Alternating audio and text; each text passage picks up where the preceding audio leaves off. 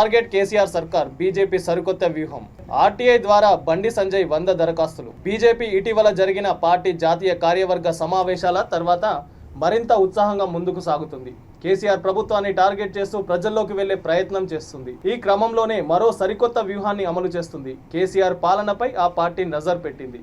వివిధ అంశాలపై బీజేపీ అధ్యక్షుడు బండి సంజయ్ సమాచార హక్కు చట్టం కింద దాదాపు 100 దరఖాస్తులు చేశారు. ప్రభుత్వ వైఫల్యాలను ఎండగట్టడంతో పాటు ప్రజల్లోకి వెళ్లేందుకు ఆర్టీఐ ద్వారా పావులు కదుపుతూ బండి సంజయ్ దూకుడు పెంచారు. ముఖ్యమంత్రి కేసీఆర్ వివిధ సందర్భాల్లో శాసనసభ మండలిలో జిల్లాల్లో పర్యటించిన సమయాల్లో 2014 నుండి 18 వరకు శాసనసభ ఎన్నికల సమయంలో ఇచ్చిన హామీలపై ఆర్టీఐ ద్వారా దరఖాస్తులు చేశారు.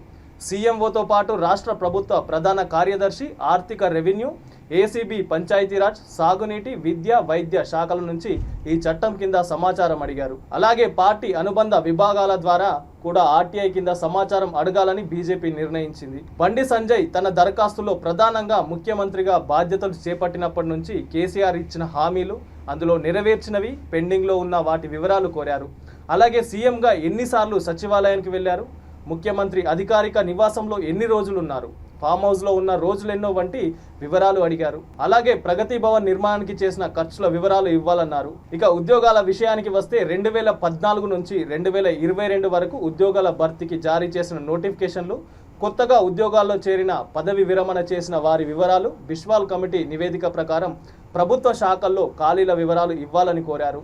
ముఖ్యమంత్రిగా కేసీఆర్ ఎన్ని రాష్ట్రాల్లో పర్యటించారు, అందుకు అయిన ఖర్చు వివరాలు ఆర్టీఐ ద్వారా అడిగారు.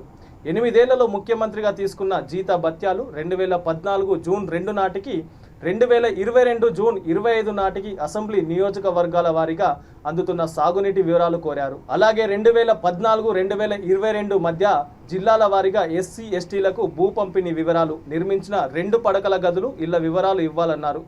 రైతు రుణమాఫీ, రేషన్ కార్డుల దరఖాస్తులు, పెండింగ్ రన్, పోడు సాగు చేస్తున్న గిరిజన మహిళలపై రెవెన్యూ, అటవీ అధికారుల దాడులు, ప్రభుత్వం తీసుకున్న చర్యలు సహా 88 అంశాలకు సంబంధించి ప్రశ్నలు అడిగినట్లు బీజేపీ చెబుతుంది.